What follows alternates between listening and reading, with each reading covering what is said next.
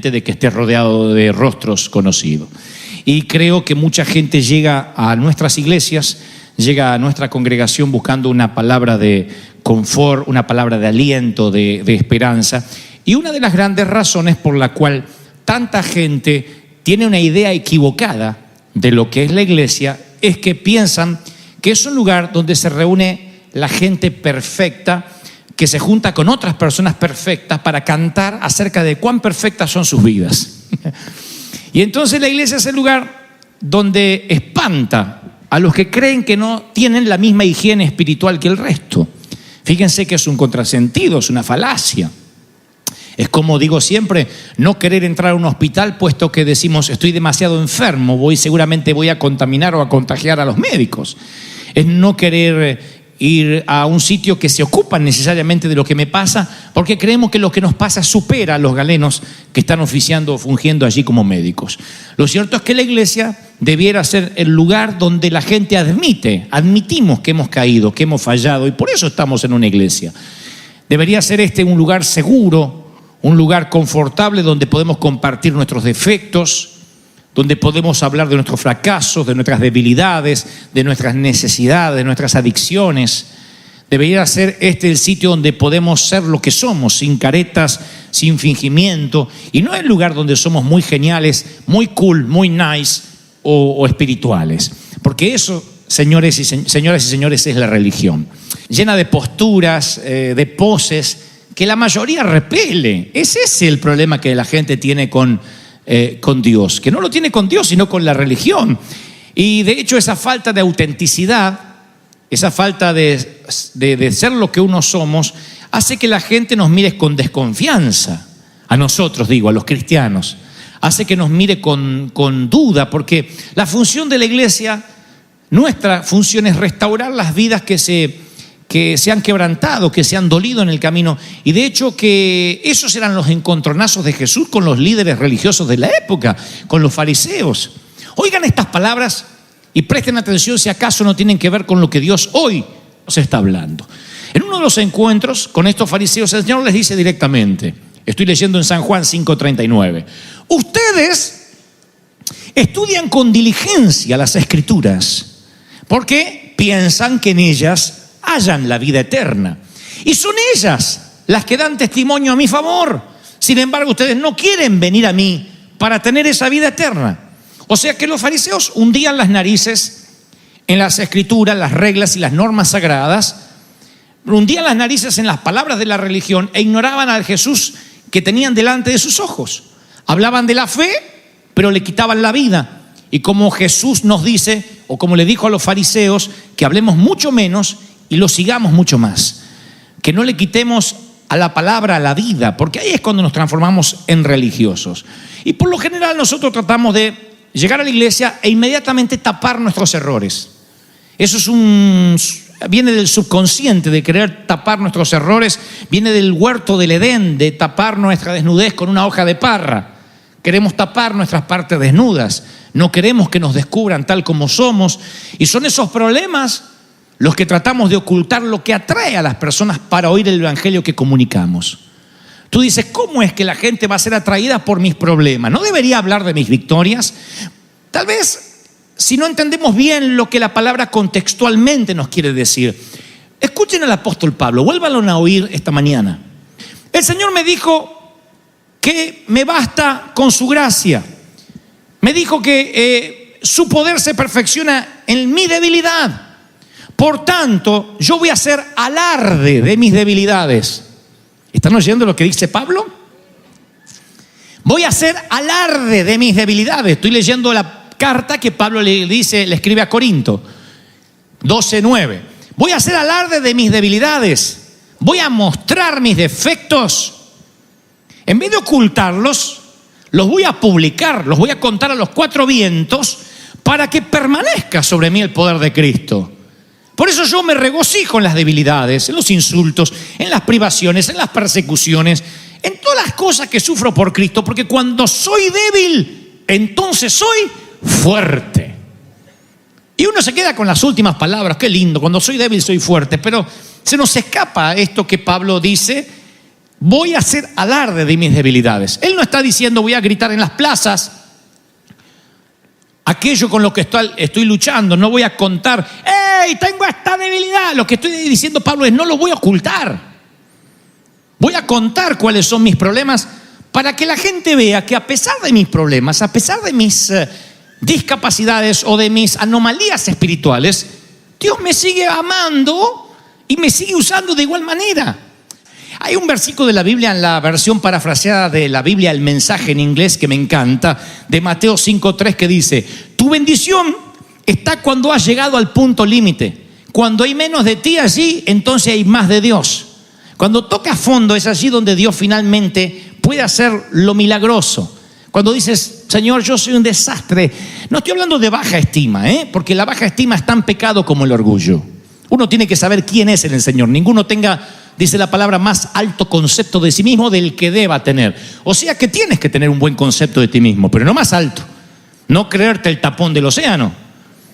No creerte tampoco la cucaracha del ecosistema humano.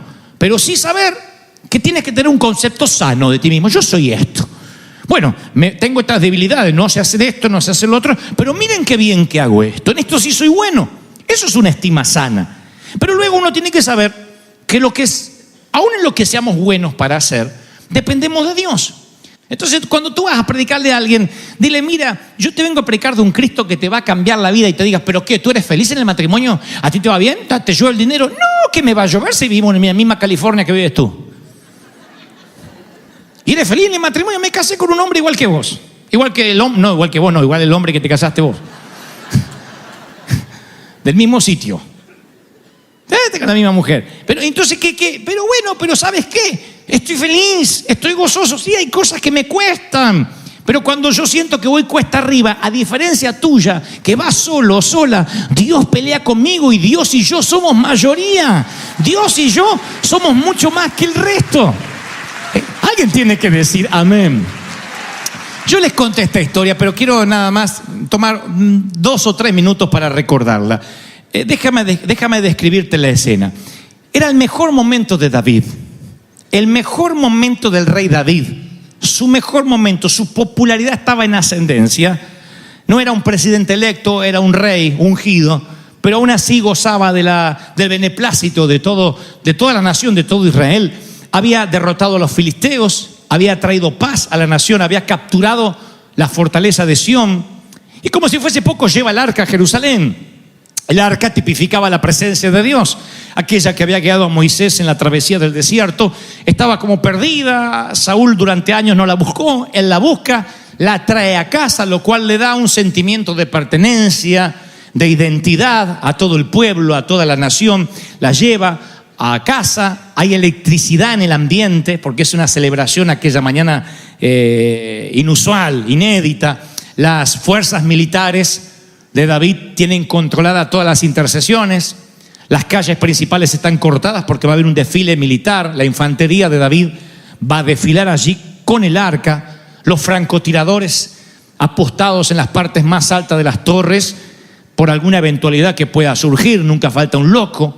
Pero era la entrada triunfal del rey a la ciudad capital, una reputación que proteger, una corona que mantener, un status quo del cual todas las naciones tienen que hablar. Todo el mundo va a hablar de ese desfile, y David tira todo por la ventana.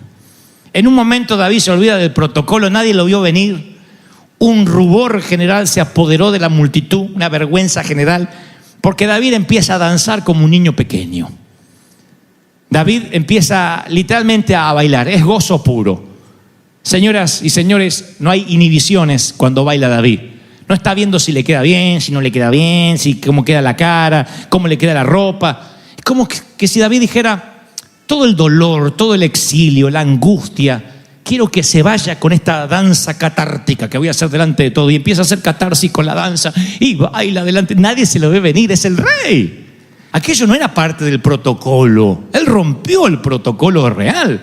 Y Mical, la hija de Saúl, esposa de David, conoce el protocolo. Ella sabe que un rey no puede bailar así. Así bailan los plebeyos. ¿Qué digo? Ni los plebeyos, se lo dirán en unos minutos, ni los esclavos bailan así. Los de esclavos bailan con más dignidad. No un rey. Mical es la hija de un rey, es la hija de Saúl. Y entonces le dice algo a su esposo como: mira, yo no sabré mucho sobre reyes recién electos, entradas de arca o desfiles triunfales, pero sé de protocolos reales porque mi padre lo fue. A él nunca se le voló la corona. Él nunca se quedó en paños menores bailando y haciendo el ridículo. Sí lo dice, que al entrar David, Mical lo mira por la ventana y cuando vio al rey que estaba saltando y bailando delante del Señor, sintió un profundo desprecio. Lo despreció.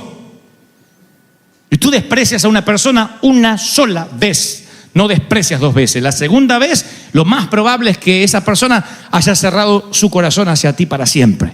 Lo despreció. Tú puedes admirar o despreciar a alguien. Y su esposa, Mical, desprecia a David por lo que está haciendo. Pero Dios ama la autenticidad y la gente inconversa ama la autenticidad. Eso es lo que queremos de los políticos. Eso es lo que le exigimos a los conductores de televisión. Eso es lo que le exigimos a un vecino, que sea auténtico. La autenticidad es un regalo de Dios que muchos ninguneamos, menospreciamos, subestimamos. Entonces, cuando esta mujer ve la autenticidad de su esposo, dice: yo no sé si quiero tener un esposo auténtico. A mí me gusta más jugar a la realeza. Me gusta más caminar así, que la revista Caras nos retrate el rey y la reina. Ahora tú dices: no, pero si yo soy auténtico estoy lleno de defectos. Vuelvo a Pablo. Pablo dijo: me voy a presentar como soy porque eso glorifica a Dios. He aquí el punto, chato, dijo el apóstol Cantinflas. Ahí está el punto. Ahí está. Nosotros, si nos mostramos débiles, si nos mostramos cómo somos, la gloria se la lleva a Dios y no hay aplauso para nosotros. Y si la gloria se la lleva a Dios y la gente sale hablando de Dios, no habla de ti. Y ahí es el punto. Entonces es un tema de orgullo. La falta de autenticidad es un tema de orgullo. Que no me vean como soy, que no se enteren que tengo mal carácter, que no digan que realmente soy así. Es preferible llenarme de títulos, de glamour, de premios para que la gente me reconozca. Si tienes que andar presumiendo tus premios, tus títulos y lo que antepones ante el nombre, es porque tienes un serio problema de estima. Y tarde o temprano la gente lo notará. La gente nota cuando tienes un problema de estima, cuando pides respeto, cuando lo exiges. Cuando dices: no me respetan en esta casa, es porque no te lo ganaste, viejo. Si te ganas el respeto, te lo ganas. Bien. Mical no solo lo critica, sino que destila sarcasmo. ¡Qué distinguido el rey de Israel! David viene sudado y bailando en la presencia de Jehová.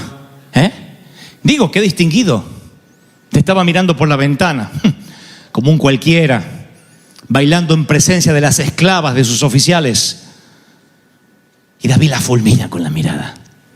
Bueno, la Biblia no dice que la fulmina con la mirada, pero yo soy hombre y sé que David la fulminó con la mirada.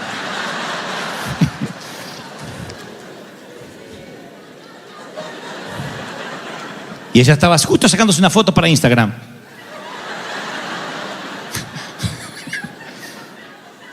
¡Qué distinguido! Ahora voy. ¡Qué distinguido! Y David le dice: lo hice en presencia del Señor, que en vez de escoger a tu padre, miren qué irónico, ironía con ironía responde David, en vez de escoger Dios a tu padre, al gran rey distinguido, o a cualquier otro de la familia de tu padre, que es lo que correspondería, porque nunca se hereda un rey a otro rey si no tiene la misma sangre, esta es la primera vez. Dios pudo haber elegido cualquiera de tu familia, me escogió a mí y me hizo gobernante de Israel, y casualmente Israel es el pueblo del Señor. De modo, mi querida Mical, mientras que te haces las maletas para mandarte a mudar, yo voy a seguir bailando en presencia del Señor, porque el Señor me trajo hasta aquí. ¡Aleluya! ¡Wow! Porque, miren, las vestiduras reales tipificaban la identidad del rey, como el cuello clerical de un sacerdote, por ejemplo. Tú dices: wow, es un padre. O el uniforme de un oficial militar, o la placa de un policía. Las ropas eran un símbolo de la posición social. Y David no encontraba su identidad en la realeza. David no le importaba la realeza, encontraba su identidad en adorar a Dios. Él no tenía su identidad en el hecho de ser rey. Su identidad estaba basada en adorar al Rey de Reyes. Por eso se puede sacar la ropa de rey delante de todo el mundo. Eso hizo el Señor, que llega a una cena y se pone a lavar los pies de los discípulos. Cuando dicen, Señor, tú no puedes hacer semejante cosas, eso es reservado para el más bajo de los esclavos. El Señor responde con quirúrgica sabiduría. Oigan esta respuesta, si no es maravillosa. Yo sé de dónde vengo y sé a dónde voy. Yo sé de dónde vengo y sé a dónde voy. O sea que para humillarte tienes que estar muy seguro de dónde saliste y a dónde te vas. Si estás o queriendo ocultar de dónde saliste, toda la vida vas a estar fraguando y simulando ser alguien que no eres. Y es desgastante. Y si no sabes dónde vas, para quién sirves, ¡ay! Peor todavía es de estrés. Pero cuando sabes de dónde vienes y a dónde vas, él sabía que venía del Padre, iba al Padre. En otras palabras está diciendo, no se me caen las alianzas por lavarle los pies a ustedes. Yo sé que yo nivelé las montañas y puse los océanos en su lugar, y yo con barro hice estos pies que voy a lavar. Así que a mí no se me caen las alianzas por lavárselos.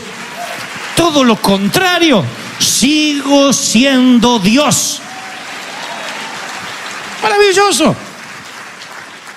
¿Cuáles son tus vestiduras reales?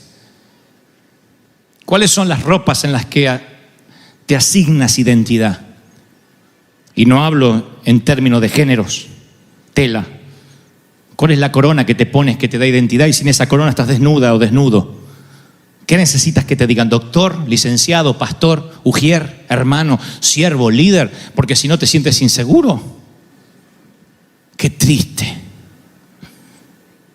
Qué triste que te digan, que te sientas alguien importante porque te digan doctor y porque te lo decían en tu país, y al no poder homologar el título acá, hoy te sientes nadie. Porque tú no eres doctor, a eso te dedicarías. Yo no soy pastor. Y se lo digo siempre y causa un shock. ¿Usted es pastor? No.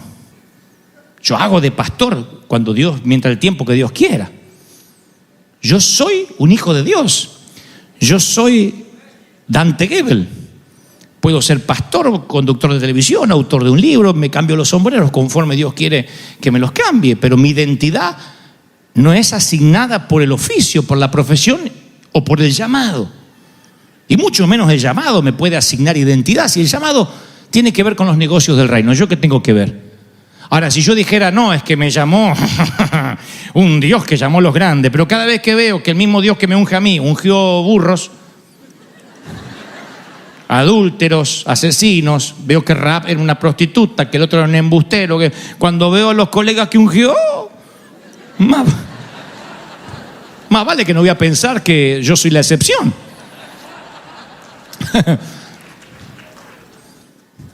Dios fue quien ungió a David como rey, y Él es el que nos da dones a cada uno de nosotros. Pero a veces el don puede volverse más importante que aquel que nos lo dio. Ahí es cuando la bendición se convierte en maldición, cuando nos quita la autenticidad, porque eso es trágico, porque si hay un lugar en el que deberíamos ser nosotros mismos, insisto, es la iglesia. Este es el lugar donde uno debe abrir su corazón, expresar las dudas más profundas, no digo con todo el mundo, pero buscar a un pastor y decir, mira, yo estoy luchando con esto, lo bueno, lo malo y lo feo deben estar aquí en River. Pero todas las iglesias, en todas o la mayoría, nos escondemos tras el ropaje real. Nos ponemos una ropa real para que no descubran lo que tenemos debajo. Porque la autoridad verdadera deviene siempre de la autenticidad. Y yo he descubierto que la autenticidad no socava la autoridad. No es que alguien dice, no lo respeto más porque me contó que él también tiene problemas. No, hay toda una generación, tus hijos y los míos, saben lo que buscan en un político, en una serie de televisión, en una película, en un documental, en la gente, en los amigos y aún en su futura pareja. ¿Saben lo que busca? Autenticidad. ¿Te gusta esa chica, hijo? No, me parece muy fingida. ¿Te gusta ese muchacho? No, es muy de plástico. Hola, ¿qué tal? ¿Cómo te va? Para mí que no le llega agua del cerebro, porque mirá lo que es, puro músculo. Qué gana de cortarle músculo y ponerlo en el grill. Entonces, si los líderes nos volvemos transparentes, se crea una cultura auténtica. Si nos volvemos fingidos, se crea una cultura de ocultamiento, de hipocresía que termina cansando a la gente. David no está tratando de ser rey, está tratando de ser el mismo. Y no hay una cosa para la cual se necesite más valentía que para ser auténtico. Porque si tratamos de ser todo para la gente, terminamos siendo nada para nadie. Hay que ser valiente para decir, este soy yo, así soy. Y hay que ser valiente para ser auténtico ante Dios. ¿Sabe qué poca gente ora auténticamente ante el Señor? Yo a veces los escucho orar a algunos por los alimentos. Y me hacen unas oraciones que Paulo Coelho se avergonzaría de escucharlo. Señor Padre, Dios eterno, venimos ante tu presencia ahora en amistad para hacer coinonía con tu siervo al cual has traído para compartir el convivio de los alimentos. Yo ya dejo el sándwich y digo, no, esto no es lo que vamos a comer. Yo creo, por eso digo siempre que hay oraciones más sinceras entre las paredes de un hospital que entre las paredes de una iglesia. Hay oraciones más auténticas sobre la grama recién cortada del cementerio que sobre las carpetas y las alfombras de las congregaciones. En algún momento nos volvemos hipócritas. Yo no sé por qué nos volvemos tan hipócritas. No sé. Nos llenamos de frases, nos llenamos de postura. Yo creo que nos quita autenticidad y terminamos siendo nada para nadie. Al final del día yo prefiero que me odien por lo que soy y no que me amen por lo que no soy. ¿Sí? Porque si me aman por lo que no soy, tarde o temprano la fachada se va a caer, se va a desplomar como un castillo de naipes. Entonces prefiero que me detesten por lo que sí soy. Ese soy. Hace falta más valentía para tratar de dejar de impresionar a los demás y despojarse de las vestiduras reales que de enfrentar un gigante. Es un instinto ancestral que hace que nos cubramos con hojas de parra. Por eso escasea tanto la desnudez emocional. Miren, yo tengo una teoría. Es mi teoría. No digo que sea una teoría ancestral ni que la hayan enseñado en los seminarios. Es una teoría que humildemente yo, que no sé mucho de teología, pero sé mucho de viajes, puedo afirmar que creo que esta teoría tiene un 99% de credibilidad. Mi teoría es que mientras que las cosas te vayan mejor, estás más propenso a tener más problemas de identidad. Mientras mejor te vayan las cosas en las áreas. Mientras que más viajes, mientras que mejor auto conduzcas, mientras que mejor casa tengas, mayor problema de identidad vas a tener porque es más fácil fundamentar tu identidad en cosas incorrectas. En vez de apoyarte en la gracia de Dios, te apoyas en tu aspecto externo, en tu carrera, en tu mente, en tu dinero, porque fuiste como yo diseñado para adorar. Acá no se trata si vas a adorar o no. Todos adoramos. Todos. Desde que nacemos, así como respiramos o lloramos siendo bebés, cuando nacemos adoramos. El tema es a qué o a quién adoramos. Hay de los que adoran el dinero, hay de los que adoran el crédito. Yo he tenido gente a mi lado que adora el dinero. Otros adoran a la comida, ¿no es cierto? El otro día estábamos con Pablo y Gastón recordando a un amigo en Argentina que decía, escúchame, te voy a invitar a comer una pasta. Yo no necesitaba ir a comer porque escucharlo a él me llenaba.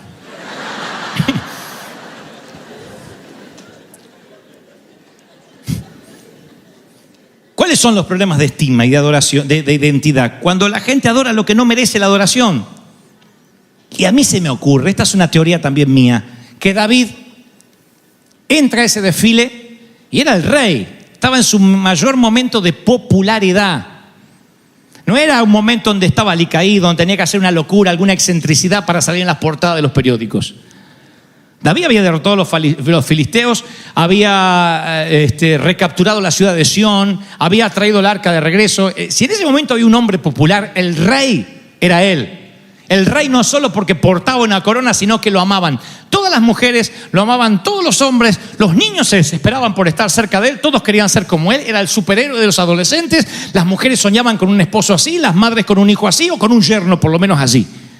Así que cuando David entra, yo creo que él percibe que la ovación se la va a llevar él en lugar del arca. Y lo primero que se le ocurre es quitarse la ropa real, quedarse en calzones de lino, ganarse el desprecio de muchos, que muchos dijeran se volvió loco, y hacer que la gente adore lo que tiene que adorar, la presencia de Dios, y no un simple rey que sin ropas es un hombre en calzones. ¡Aleluya! Eso somos. Hombres y mujeres en calzones. Eso somos. ¿Qué vales en calzón?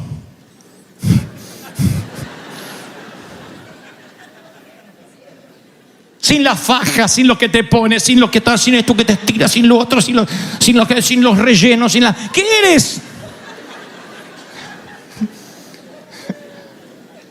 ¿Eso qué eres? ¿Eso qué eres? Es lo que David le está diciendo al pueblo: este soy. Cuidado si van a adorarme por simplemente una vestimenta real, porque si adoras lo incorrecto estás construyendo un castillo de naipes, una casa sobre la arena, y tarde o temprano se viene el desplomamiento. Si fundamentas tu identidad en la escuela y te gradúas, en tu trabajo y te jubilas, en tu matrimonio y te divorcias, escuela, trabajo y matrimonio son muy pobres para fundamentar tu identidad. Por eso hay una mezcla de tristeza y alegría cuando nos graduamos. Por eso hay sentimientos encontrados en la boda. No sabes si estás triste o alegre. Tú dices: no, yo estaba alegre. Sí, pero también había algo de tristeza y no sabes por qué. Por eso pasa lo mismo cuando estás mudándote de un país. Vas a un país mejor y tienes alegría y tristeza a la vez. Porque claro, no puedes fundamentar ni siquiera tu gozo en algo que haces, en una alianza que portas o en un papel que te dan. Porque tu seguridad fluctúa. La seguridad, lo que te mantiene firme, es que tu identidad está en Cristo. Diciendo: yo soy un hombre en calzones como David, bailando. A lo mejor me demandas por mi cara y resulta que no hay una ley que dice que los feos no podemos circular. Si no conoces la ley, habrás perdido dinero, ¿ves? Tienes que conocer la ley. Segundo lugar, tienes que tener pruebas. Tú puedes decir: yo fui a tal iglesia, me caí, o fui a tal tienda, me resbalé. Creo que estoy dando demasiadas ideas. Tú puedes demandar. Pero el juez te va a decir: ¿tiene pruebas? ¿Tiene cámaras de seguridad? No, pero me duele acá. Ah, pero se pudo haber caído de la cama. O sea, no siempre tu sensación es lo que sirve para prueba. Las sensaciones no son un caso. Tienes que tener testigos. De allí que yo dije: wow. Entonces, para presentar un caso delante de Dios, uno tiene que tener ciertas pautas. Claro, la primera vez que escuché presentar un caso ante el Señor me sonó a casi manipulador. Me sonó a teología de la corte, ¿no? Porque yo digo: ¿qué es presentar un caso? Y ahí descubrí que por muchos años oramos y no recibimos bendición porque no sabemos presentar un caso. No tenemos prueba, no sabemos jurisdicción, no tenemos estructura legal, bíblica, y por eso nos perdemos bendiciones. Entonces yo quiero enseñarte a presentar caso ante Dios, de modo que Dios te responda y te bendiga. Lo aprendí a los golpes, cosa que tú no vas a tener que hacer si me prestas atención. Yo la aprendí por las malas hace muchos años, hasta que entendí cómo presentarme delante del Señor. Entonces un día supe lo que era presentar un caso. Yo voy a hacerte una pequeña lista, un pequeño repaso de las oraciones tontas que yo he hecho durante gran parte de mi vida. No quiero decir que tú las hayas hecho para no insultar vuestra inteligencia, pero voy a hablar de mí. Primero, me levantaba a la mañana, gracias a Dios ya hace muchos años, y decía: Señor, a ver si se sienten identificados con esta. Señor, acompáñame en este día. Y el día que yo no oraba: acompáñame en este día, bendíceme en este día, y la cafetera se me rompía, un chinito se me cruzaba en la autopista y chocaba, yo decía: ay, porque no oré, porque salí sin oración. Como que Dios necesita que yo le diga que me acompañe, si no, no lo hace. Como que Dios se levanta a la mañana y le dice: Gabriel, ¿ya oró Dante para que lo acompañe? No, hoy me tocó día libre.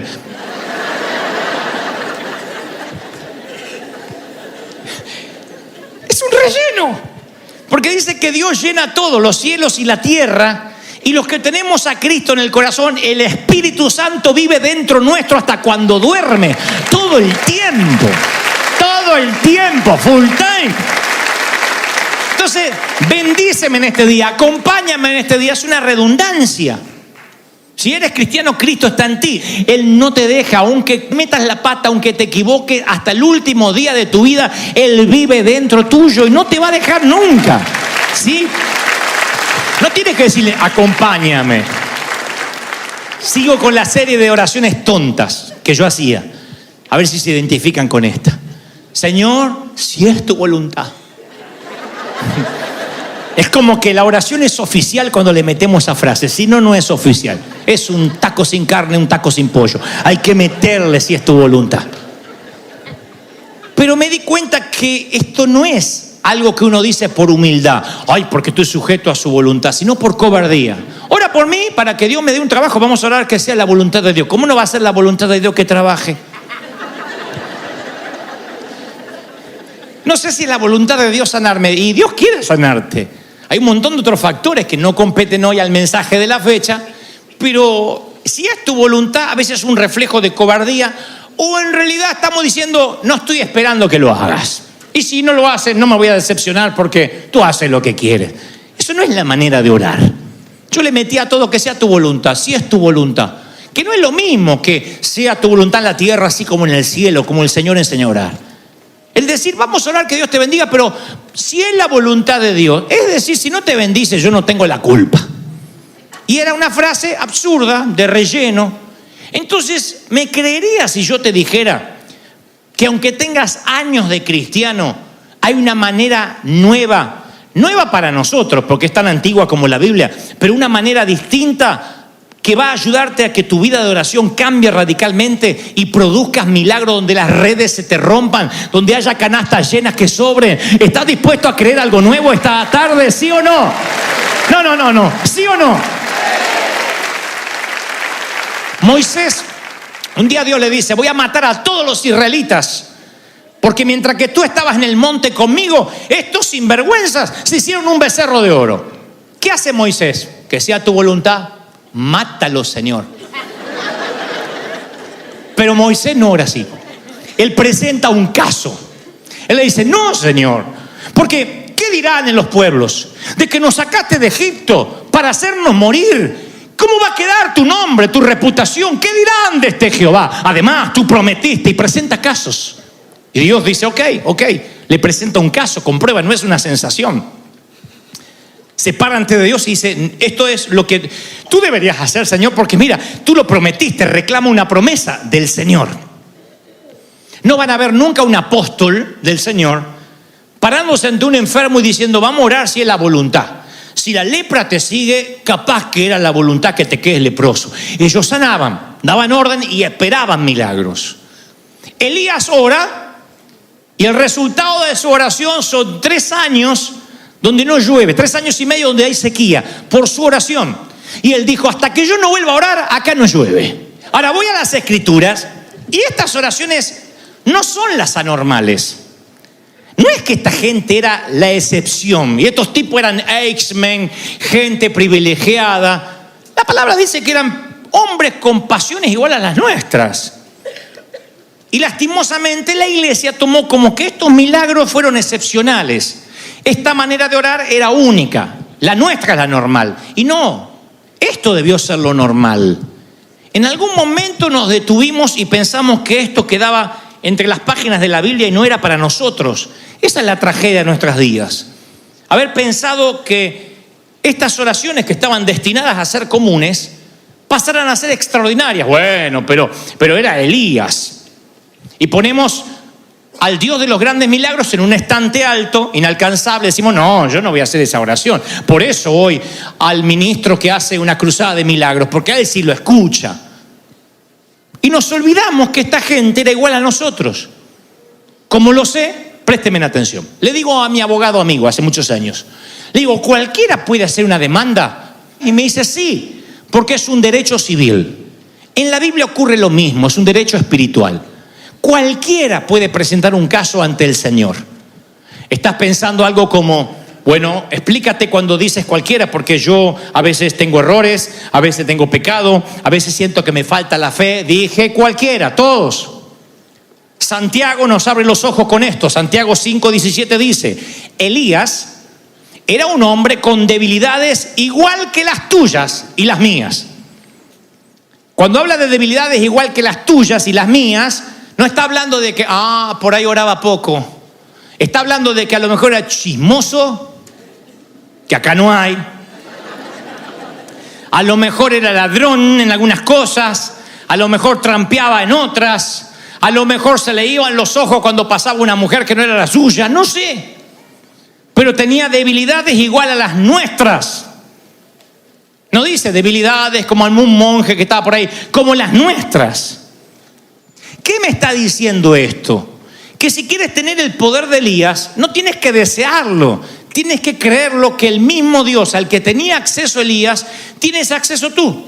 Elías tenía acceso a un Dios que si oraba no llovía. Tú tienes acceso al mismo Dios que si oras no llueve. Josué tenía acceso a un Dios que oraba y paraba el sol. Tú tienes acceso al mismo Dios que ora y para el sol. Alguien tiene que creerlo. ¡Aleluya! ¿Cuál era la diferencia? La diferencia es que Elías, Moisés, Josué oraban a la altura de a quien le estaban orando. Nosotros no hacemos oraciones dignas del Dios al cual estamos orando. Señor, Señor, Jesús, que no haya tanto tránsito. ¿De verdad crees que Cristo murió en la cruz solo para eso? Acompáñame en este día. ¿De verdad eso? La mayoría estamos llamados a orar para mucho más que eso. Que te acompañe no hace falta, ni lo ores más. Él vive contigo y no te dejará hasta que no haya hecho contigo lo que dijo que iba a hacer, que es llevarte a su presencia a estar con Él. Él está contigo.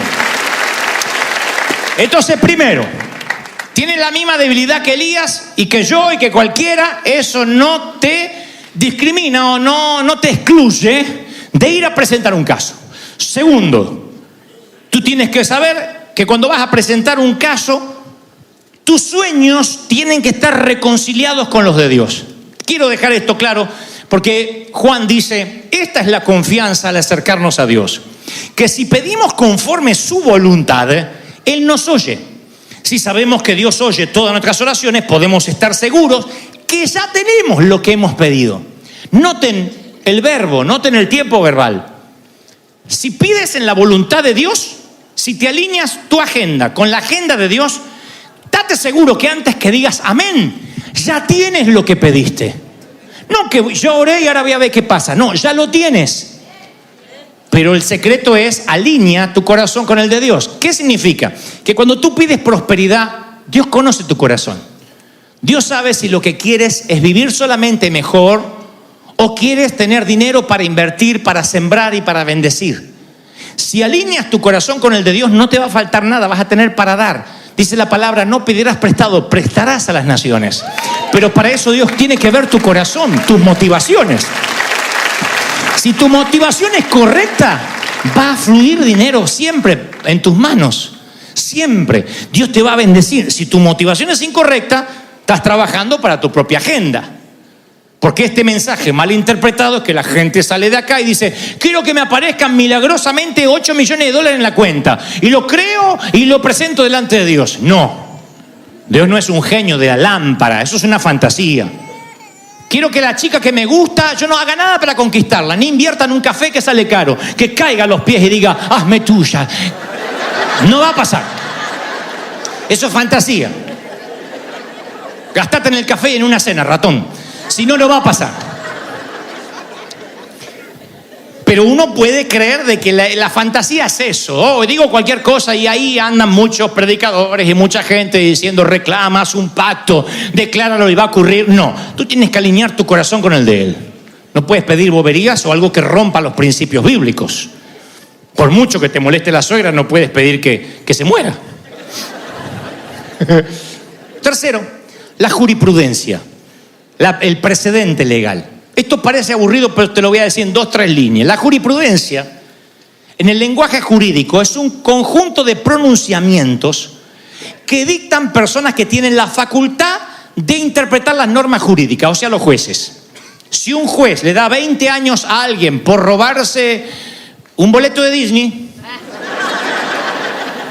va a haber otro que no puede decir es un delito menor, porque ya hubo un juez que fue muy duro y dio 20 años. Está obligado a volver a dar 20 años porque el fiscal lo va a pedir. ¿Me expliqué bien? ¿Sí? Se llama precedente legal. La Biblia es un libro, yo ya lo dije una vez, de precedentes legales. Josué ora para que se detenga el sol y va a buscar los precedentes legales. Dice, Señor, tú le dijiste a Abraham, a Isaac, tú le dijiste a los profetas, tú dijiste que nos ibas a bendecir. Lo mismo que hace Moisés. Yo reclamo la bendición que está acá. Tú dijiste que nos ibas a bendecir, lo dijiste acá.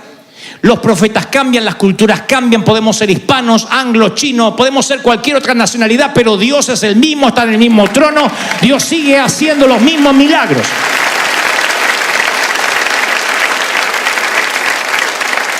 Ustedes leen el Salmo 68 y la mitad del Salmo David habla de las cosas pasadas, las victorias pasadas, lo que Dios hizo en Israel, y después termina diciendo: Señor, haz gala del mismo poder que no ha cambiado. O sea, demuestra que tú sigues siendo el mismo. Eso es presentar un caso. Por ejemplo, estás queriendo atravesar una decisión importante. De pronto el Señor te dice que te muevas de tu lugar, que tomes una decisión de dejar el empleo, de dejar tu país, de mudarte de casa. Tienes pánico.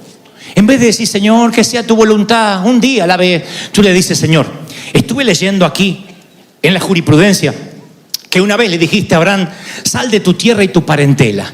Y él obedeció, aunque no sabía dónde iba, cómo iba a ir, ni cuánto tiempo duraría la travesía.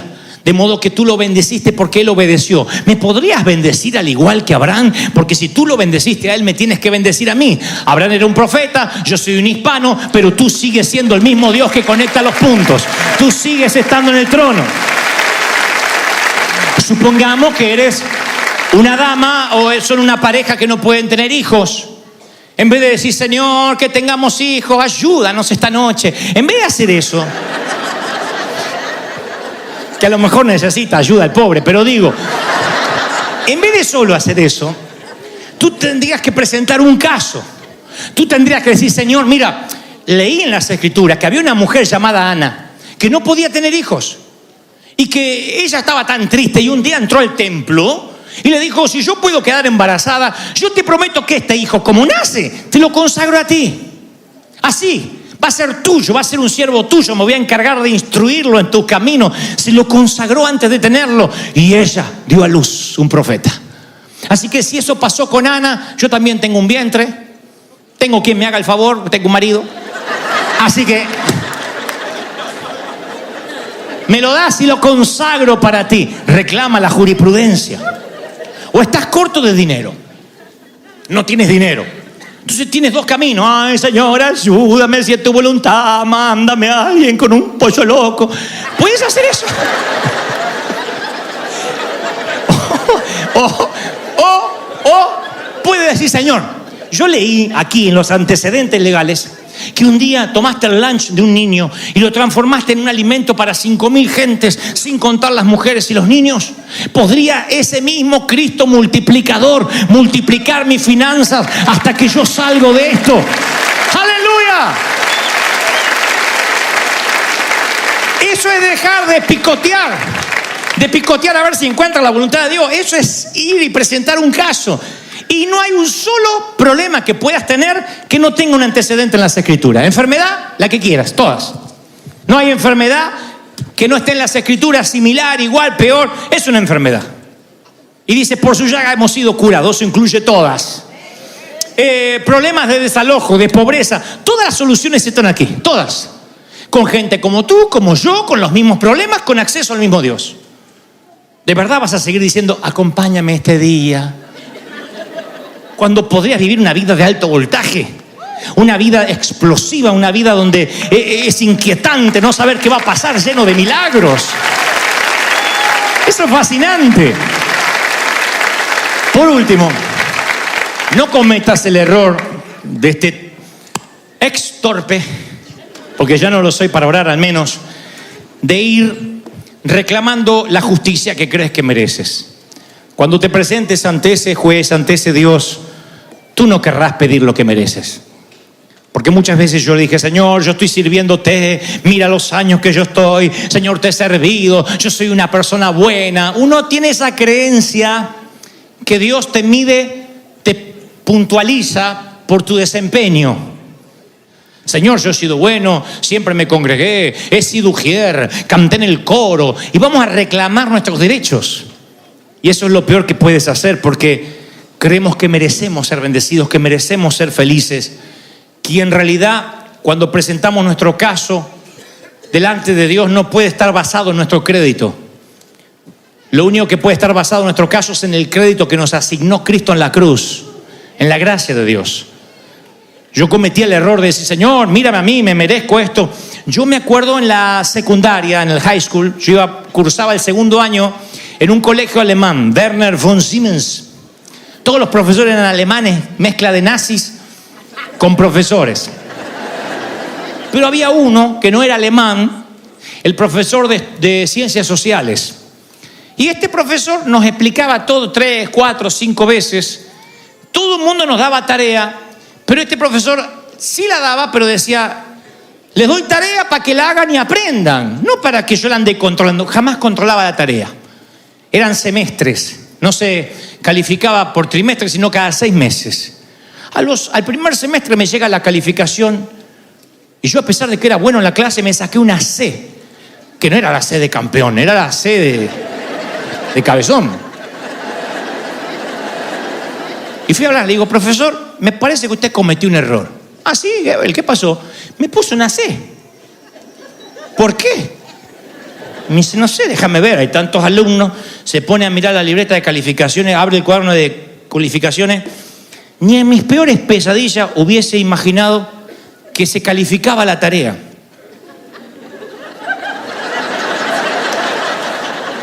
Me dice, claro, el promedio no le da porque, miren, la tarea tiene 0, 0, 0, 0, 0, 0, 0, 0, 0. Y usted no dijo que... Lo había subestimado. Y le digo, usted no dijo que la calificaba. No, yo dije que si no la quería no la hicieran.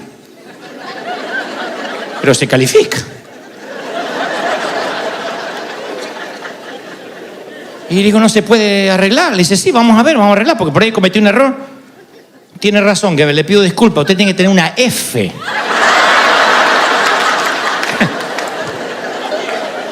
¿Quiere que lo arregle? Y de repente la C me pareció justa. ¿Qué digo justa? Me pareció una ola de misericordia la C. Así que cuando vayas a orar y presentar un caso ante Dios, no vayas a reclamar tus notas, porque a lo mejor lo que te mereces es una Z. Y tú vas a reclamar por la C o la F.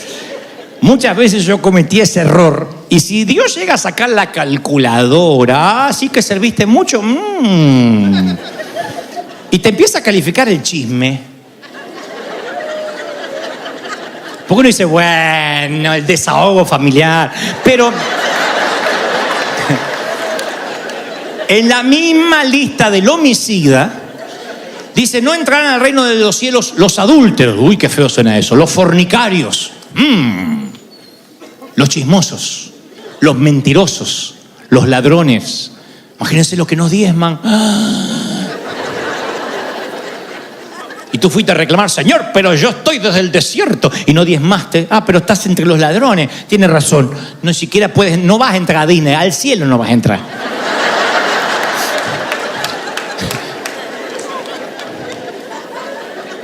¿Se entendió la metáfora? No vayas a reclamar tus derechos, porque las oraciones genuinas de fe están basadas en la gracia. Esto de presentar un caso, está bien que diga, presente un caso, reclame la jurisprudencia, pero recuerda, la gracia de Dios contesta las oraciones, no porque te lo mereces, porque hayas hecho las cosas bien. Y digo esto porque traemos también de años que uno le puede comprar poder a Dios, está en el subconsciente. Che, yo no doy más, Si sigo soltero no sé qué me va a pasar. Me voy a poner a ayunar hasta que Dios me mande a alguien. Piensa que por 40 días de ayuno Dios te da una rubia. Y no es así. A una morena. No es así. No es que cuando más ora Dios te tiene que dar algo, porque si no sería injusto. Los que tienen tiempo de sobra son millonarios o son ricos y pueden irse a una mansión en el Caribe, o pueden irse a la playa o a las montañas, tienen tiempo para orar. Tú que tienes 2 empleos para mantenerte, no tienes tiempo para orar más que en el freeway, entonces no serás tan bendecido como el que se va a la montaña 40 días. ¿Ven qué injusto? Dios nunca dijo que podríamos comprarle poder. Jamás Él dijo eso. Nunca.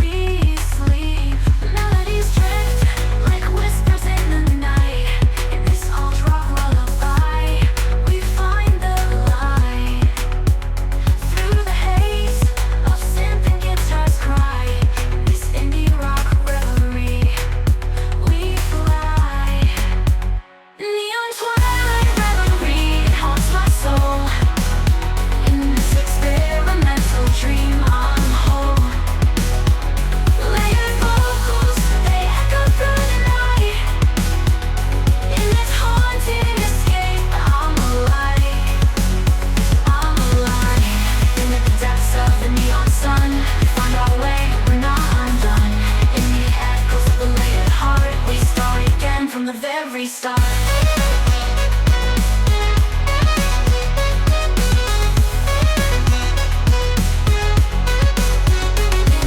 Twilight reverie, it haunts my soul. In this experimental dream, I'm whole.